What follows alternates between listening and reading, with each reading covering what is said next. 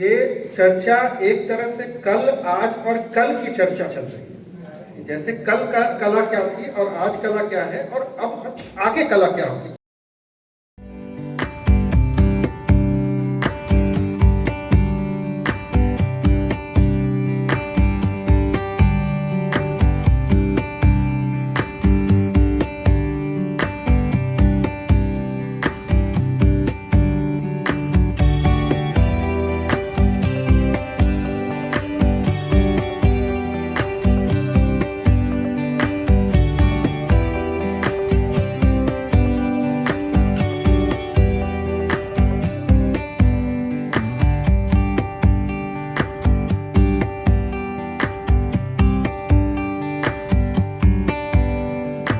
धड़ाका इसमें रहेगा, एक ब्लास्ट तो होता ही है। मैं हमारे मित्र जो हैं रविशेखर जी से निवेदन, मॉडरेटर दिखे कि भाई आप मॉडरेटर अलग, तो ये प्रौद्योगिकी संस्थान है, तो ये डिजाइन को और जो टेक्नोलॉजी को कैसा देखते हैं तो अनूप जी हमें बताएंगे। नेक्स्ट डाक साहब हैं, तो डाक साहब से पूरा जयपुर वाकिफ है। आप VT voice sir IT voice के आप निर्देशक हैं, आईटी वॉइस को संभालते हैं और इस आईटी वॉइस की जो वॉइस है हम सब तक पहुंची है। हमारे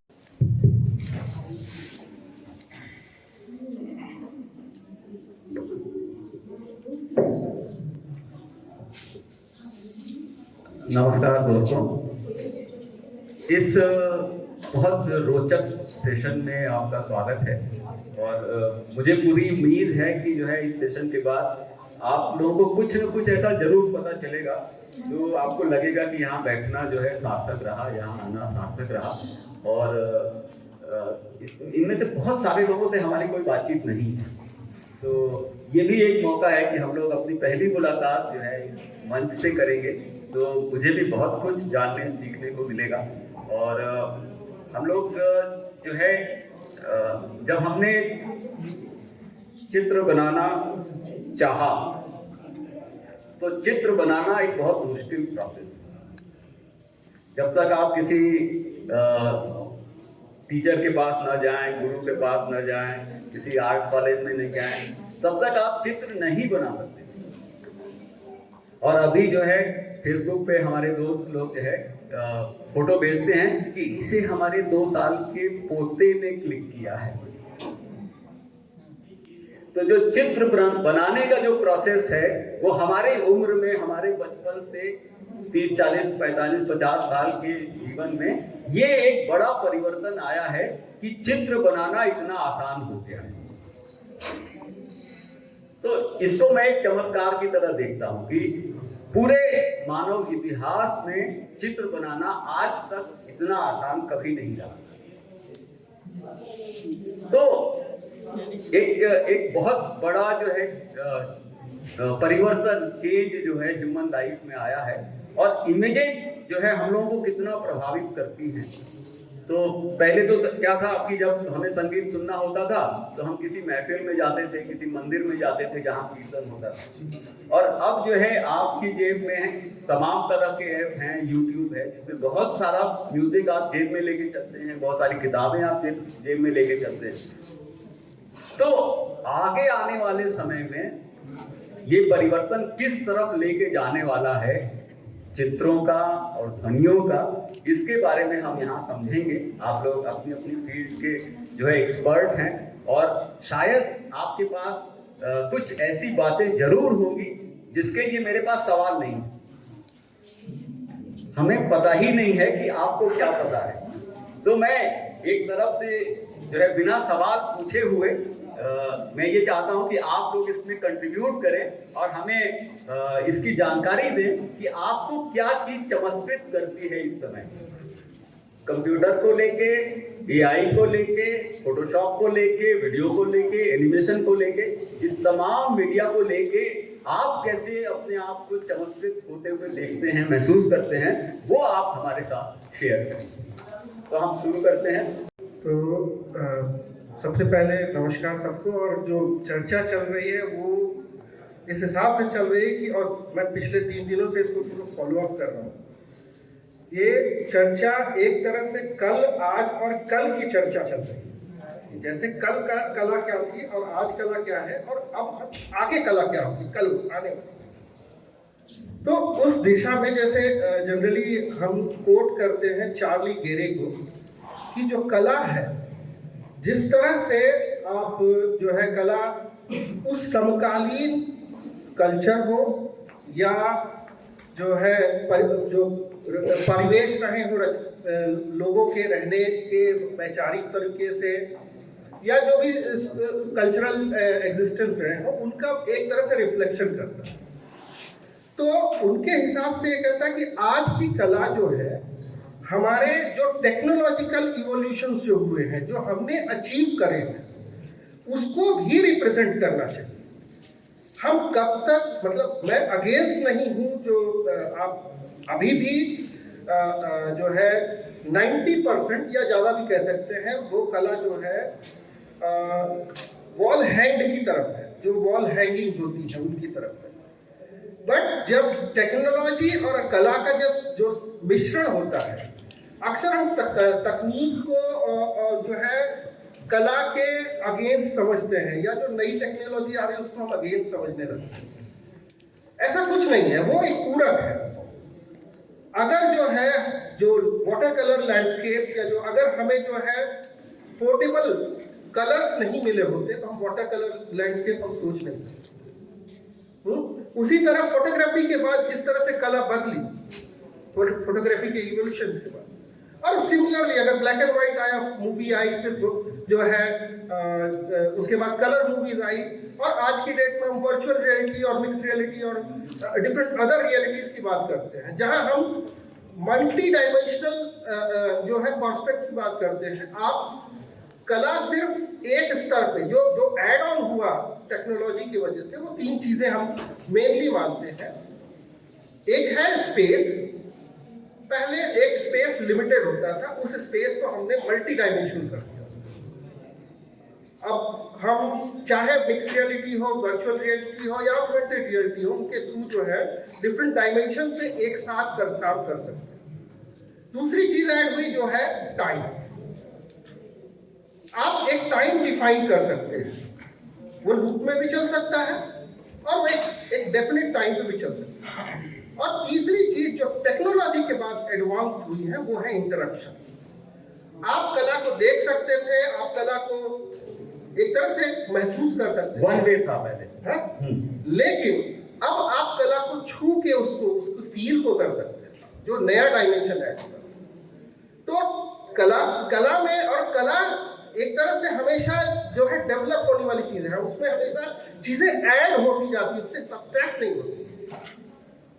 तो इस तरह से कला जो एआई, आर्टिफिशियल इंटेलिजेंस में कह रहा हूँ, जो उसको डिफाइन फुल फॉर्म में कहते हैं, abbreviation is AI, artificial intelligence. But उससे ऊपर जो सुपीरियर है वो है आरआई, मतलब रियल इंटेलिजेंस, है ना। जब रियल इंटेलिजेंस की बात होती है, हम कहते हैं कि जो है डिजिटल आर्ट, जनरली मैं डिजिटल आर्ट के दौर से आता हूँ, उसमें काफी काम किया। अक्सर एक परसेप्शन है कि डिजिटल आर्ट अपने आप हो जाता है। ऐसा नहीं है। अगर आपको लाइन ड्रॉ करनी आती तभी आप टैब पे ड्रॉ कर सकते हैं। ऐसा नहीं कि जो है टैब पे अपने आप लाइन ड्रॉ हो जाती है। आपको लाइन ड्रॉ करने नहीं आती, आप कहीं नहीं ड्रॉ कर सकते, वो भी तो कलाकारी है जो डाल रहा है ना। तो अब जब हम एआई की बात करते हैं, जहां हम चैट जीपीटी या डिफरेंट अदर स्टेबल डिफ्यूजन के मॉडल्स यूज करते हैं, उसमें अब मैं आपको एक प्रोसेस बताता हूं कैसे यूज करते हैं। शुरू होता है प्रॉम्प्ट से, जहां एक आइडिएशन, वो किसका है, अगर आप में से रिस्पॉन्ड कर सके तो ह्यूमन, है ना। आपने इनपुट, आपने विजुअलाइज किया कि मुझे क्लॉड मोने की पेंटिंग चाहिए। उसने जो है दूसरे सब्जेक्ट पे काम करा है, मैं चाहता हूं कि आज की कंटेम्प्रेरी इंडियन कॉन्टेक्स्ट में बने। उसकी कलर स्कीम मैं डिसाइड कर रहा हूं, है ना, कि उसका जो है ट्राइडिक कलर स्कीम मैं यूज कर रहा हूं, जिसमें प्रोमिनेंट रेड होगा या ऑरेंज होगा। और ये प्रॉम्प्ट जनरेट करने, इस प्रॉम्प्ट को फ्रेज करने के बाद मैं उसको बोलता हूं कि मुझे इस ढंग का इमेज आप इमेजिन करो।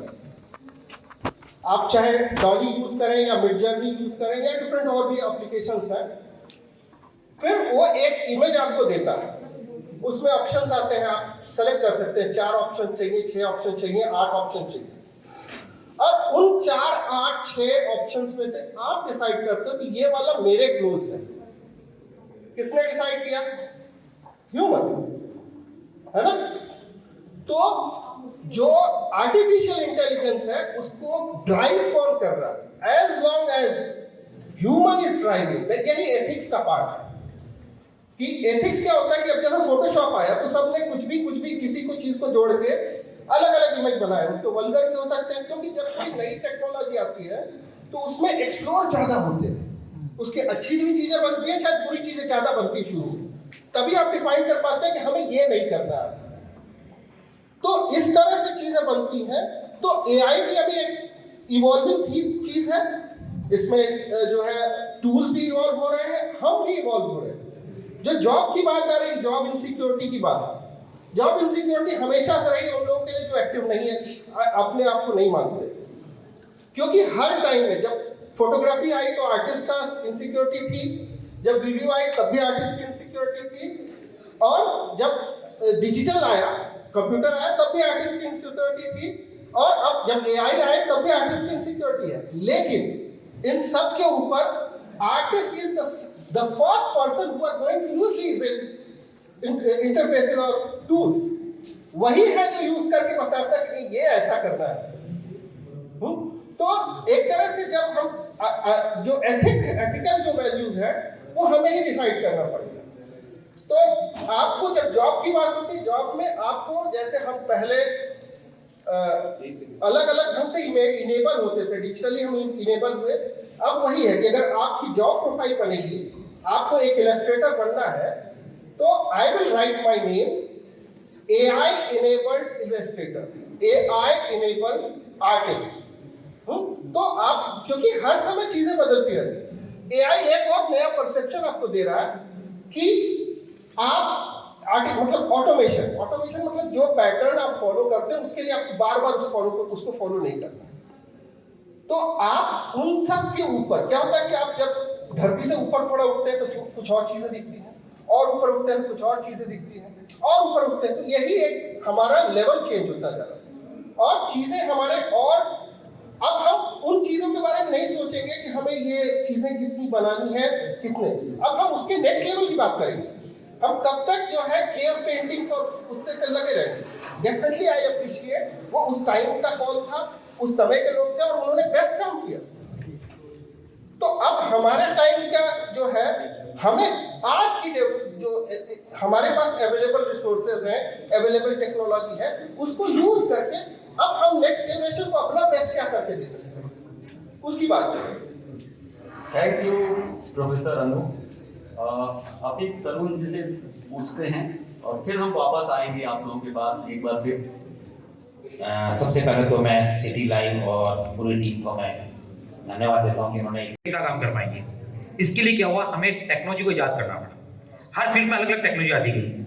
खेती बोलो तो कभी ट्रैक्टर आया तो सोचा चला गया, रिक्शा आया तो ई रिक्शा आया तो काम चला गया, ऐसा नहीं। टेक्नोलॉजी जब आती है एक रिवॉल्यूशन लेकर आती है। इस रिवॉल्यूशन का फायदा क्या है, हम जो हमारी जिंदगी थी पहले 4 कोस की जिंदगी हुआ करती थी, आज हम 4 कोस की जगह 400 कोस में चले गए। अब 400 कोस में भी हमारा मन नहीं भर पा रहा, हमें 4000 कोस, पर हमें ये 4000 कोस भी जीने 24 घंटे में जीने। अब 24 घंटे में जीने तो कैसे पॉसिबल होगा? तो हमारे पास तो एक ही दिमाग है, तो आर्टिफिशियल इंटेलिजेंस, कृत्रिम बुद्धिमत्ता। तो अब क्या हुआ, हमने मल्टीपल लोगों का ब्रेन लिया और उसके बाद में हमने प्रोग्रामिंग करी, और प्रोग्रामिंग करने के बाद में हमने जो भी डाला, जैसे बात कलामी का हमारे को ये बनाना है तो आपको 2 मिनट में इंटीग्रेट्स मिल जाते हैं कि आप ऐसा कर सकते हैं। तो आपका जो टाइम सेव कर रहा है, आपकी लाइफ को एक फास्ट। ये बात आई कि कितने लोग हैं जो सही में यहाँ आप दर्शकों में जो आर्टिफिशियल इंटेलिजेंस से सही में परिचित, तो हाँ, आर्टिफिशियल इंटेलिजेंस कितने लोगों ने यूज किया है या नहीं, बिल्कुल नहीं किया है, या आर्टिफिशियल इंटेलिजेंस के बारे में जो हम बात कर रहे हैं चित्रकला के संदर्भ में, हम एक इसकी छोटी सी मिनी क्लास इस्तेमाल यहाँ चलाते हैं और ये जानने की कोशिश करते हैं। हमारे साथ प्रोफेसर अनूप हैं जो आर्टिफिशियल इंटेलिजेंस का इस्तेमाल करते हुए इन्होंने कैसे एक्सप्लोर किया होगा। तो एक छोटी सी क्लास हो जाए अगर आप लोग इजाजत दें।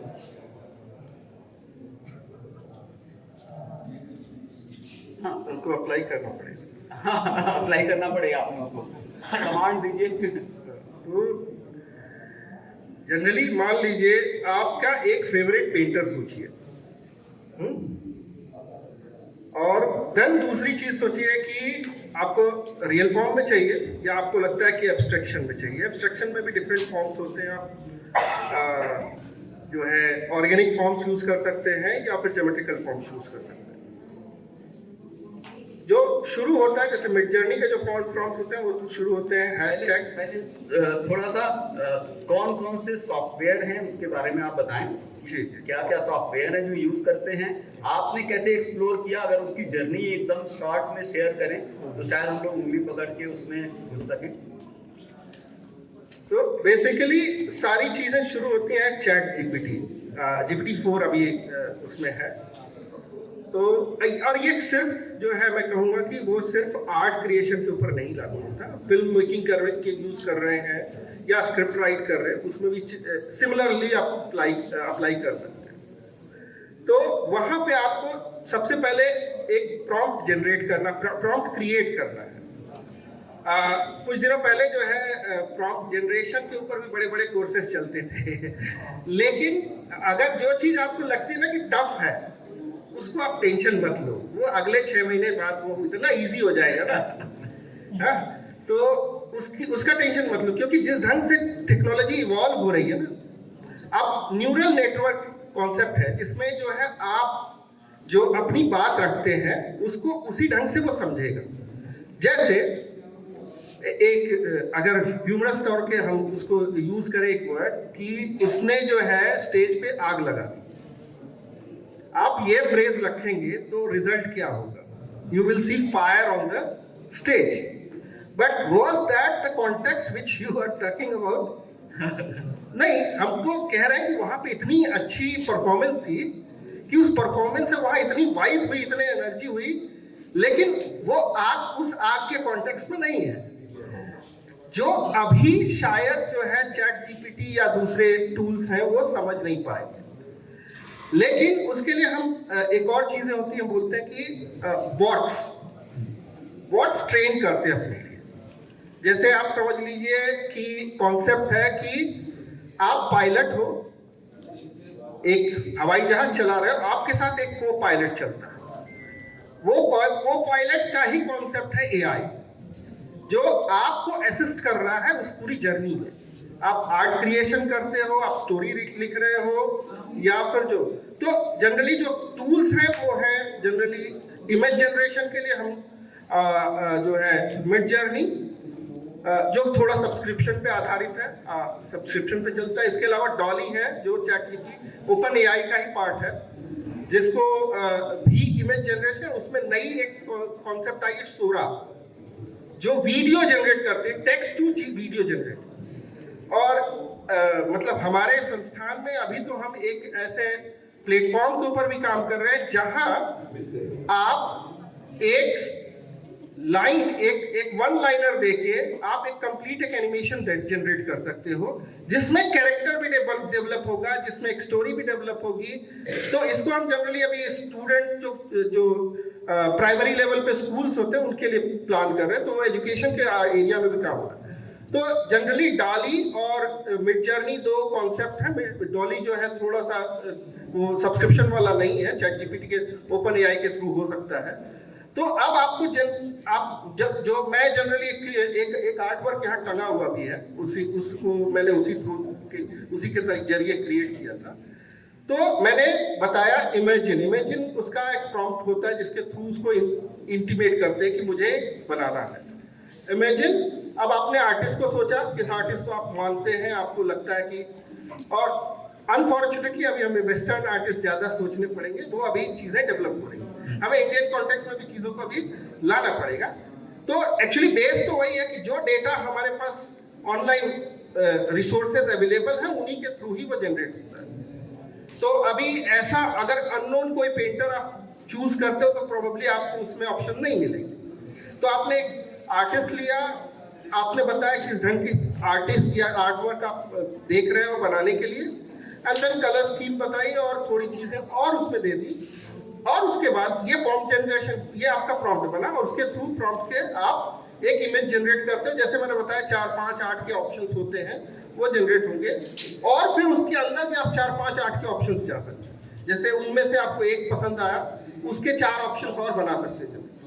यूनिक चीज ये है कि ये सारी चीजें यूनिक होती हैं, आपकी अपनी है, इस पे कॉपीराइट सिर्फ आपका है।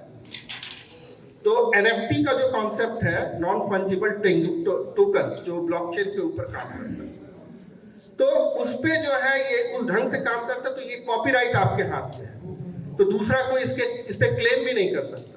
तो ये बेनिफिट्स हैं। और जैसे होता है कि अब टेक्नोलॉजी है, टेक्नोलॉजी को आप अपने स्तर पे ना, आपको ऐसा नहीं कि कल को आपको इनेबल ही हो जाना है, क्योंकि ये दोनों तरफ से चल रहा है। आप जब शुरू के सॉफ्टवेयर यूज करते होंगे या मोबाइल फोन ही यूज करते होंगे, शुरू में कितना डिफिकल्ट था उसको हैंडल करना, तो अब उनका भी वो रहता है अप्रोच कि हम कितना यूजर इजी कर सकें यूजर के लिए, एंड सिमिलरली यूजर भी कितना उसके हिसाब से अपने आप को एडजस्ट कर पा सकते हैं। और यही चीजें धीरे धीरे आके आप एक लेवल पे चली जाती हैं। जैसे चैटबॉट की भी मैं बात कर रहा हूँ, तो वोट आप ट्रेन करते हो, वोट ट्रेन इसीलिए करते हैं कि आपने जो बोला ना, उसने स्टेज पे आग लगा दी, उस कॉन्टेक्स्ट को वो समझता है, और देन ही विल जनरेट, और the bot will generate the same image which you are intended to generate.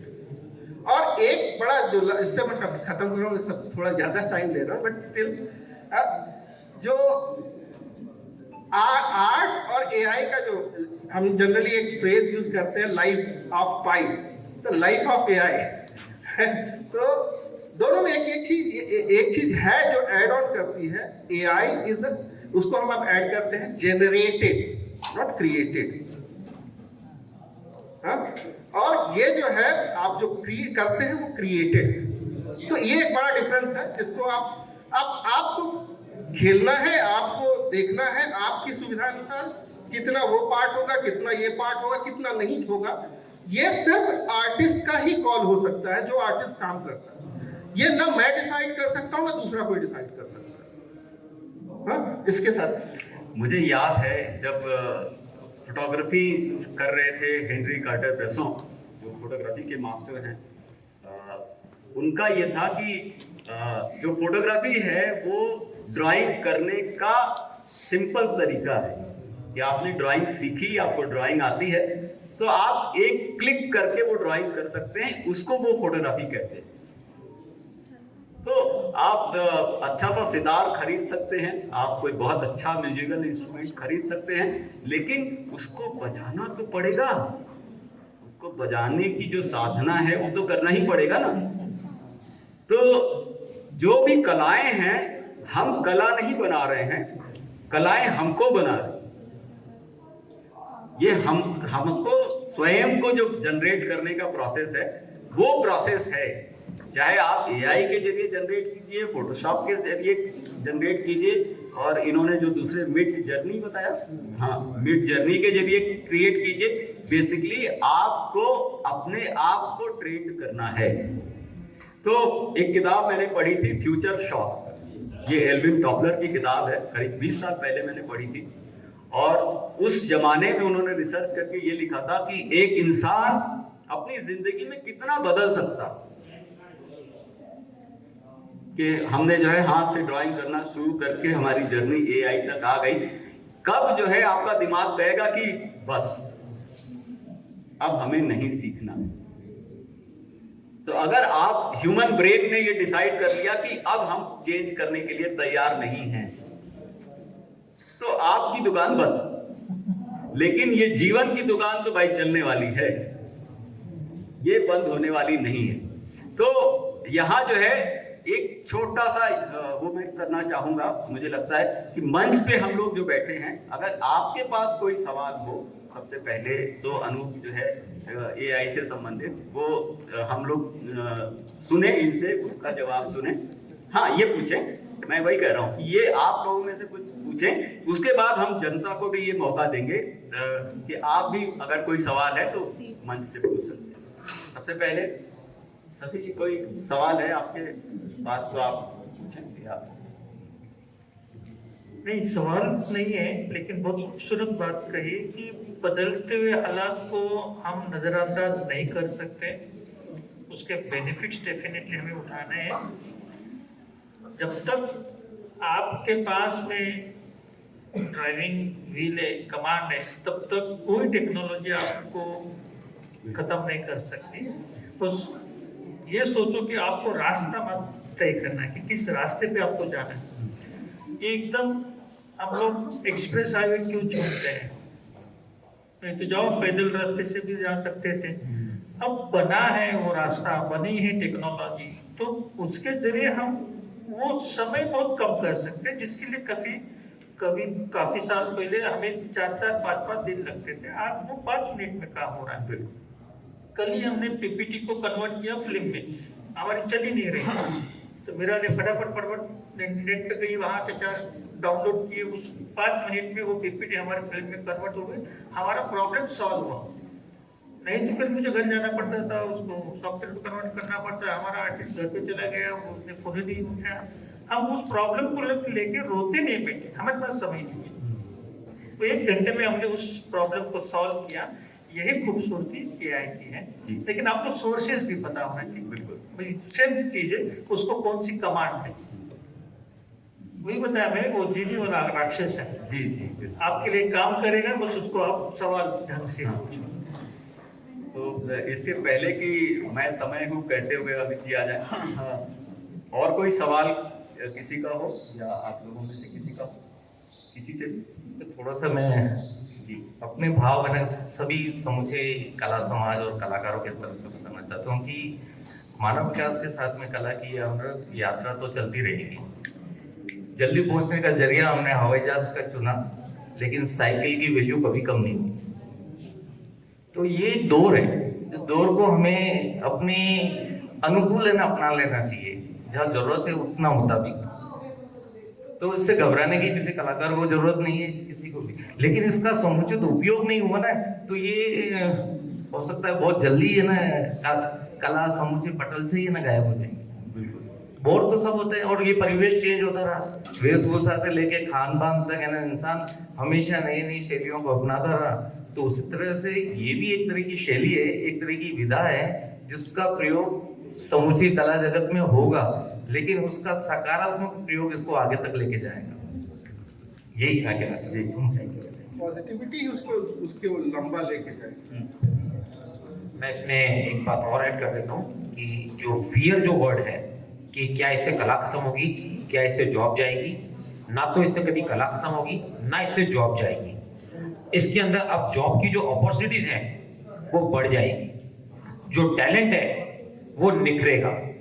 जिसको काम नहीं करना वो पहले भी नहीं कर रहा था, आज भी नहीं करेगा, पर जो टैलेंट जिसके पास में है वो अपने टैलेंट को निखार सकता है। अनुज जी ने बात कही थी, मैं उसको मेरे कोर्ट में ले लूंगा, क्योंकि पायलट तो आपके पास में है, वो पायलट आपका AI था, पर पायलट यानी कि रियल इंटेलिजेंस जो हमारी है वो तो हमारे पास में रहेगी ही। आर्टिफिशियल जो इंटेलिजेंस जो है, AI जो है, वो आपको एड ऑन स्पीड दे रही है। यानी कभी हम कहते हैं बूस्ट कर लिया, हमने बूस्टर लगा दिया, तो दैट्स मीन उसको प्रेशर मिल गया आपको कि आपका काम और अच्छे वे में और अच्छी तरह से चला गया।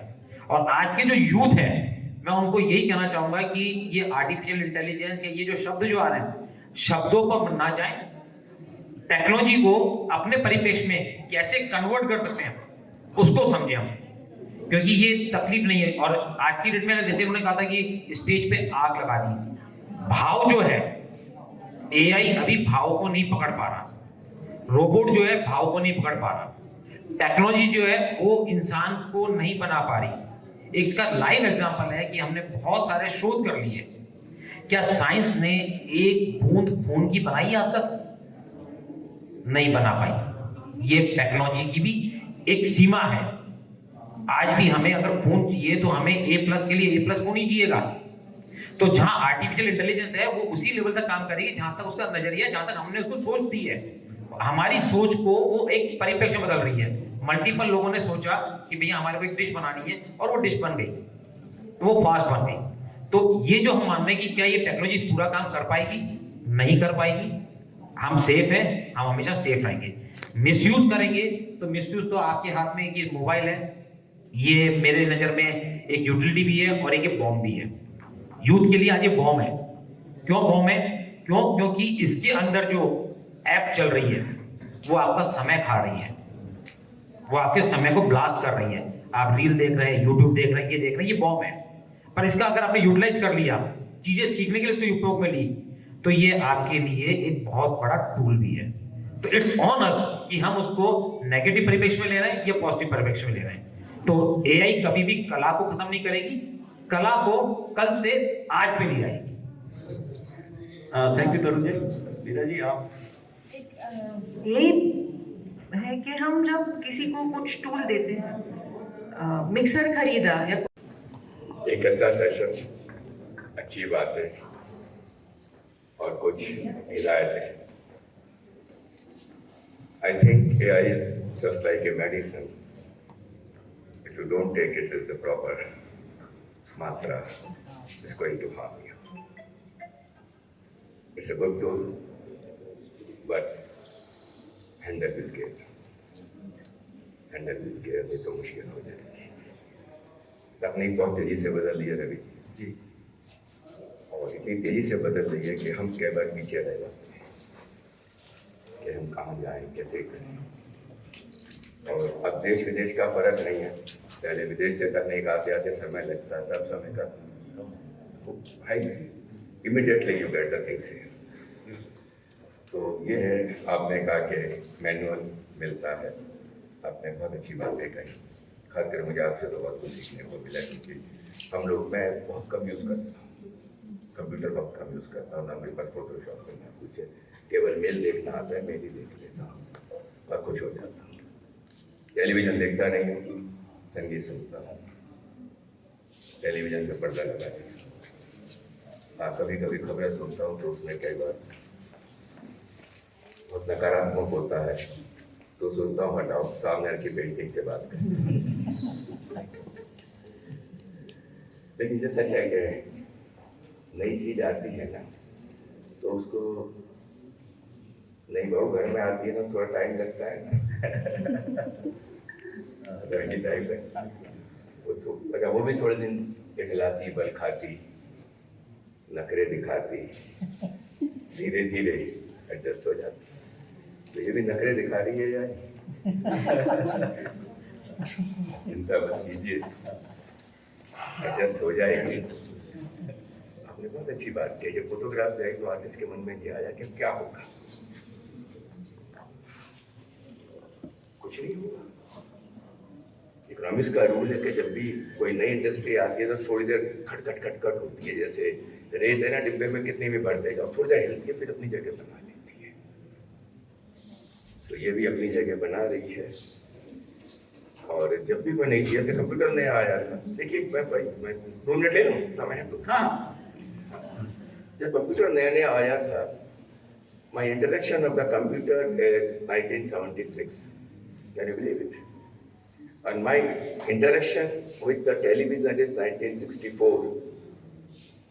जब टेलीविजन का जो रेडियस था ना, that was about 5 kilometer or less than 5 kilometer in Delhi. Luckily we were in the range of the 5 kilometer. तो किस पागलपन में टीवी खरीदा था उस समय, वो पागलपन नहीं बताऊंगा। और वो टीवी जब खरीदा तो हवेली बिक गई। ये कहानी छोटी है। इसके बारे में हम बात करेंगे उमेश जी आराम से। इसके पहले की समय वो कहते हुए अमित जी आ जाएं। अमित जी, हम ही आपको बुला रहे हैं, प्लीज। हाँ, लेकिन मैं हमेशा सोचता हूँ कि माइक हाथ में आ जाता है तो मैं ताली नहीं बजा पाता। उसके बाद professor Anup Ratna. Now I would like to invite Vijay Thoreji sir.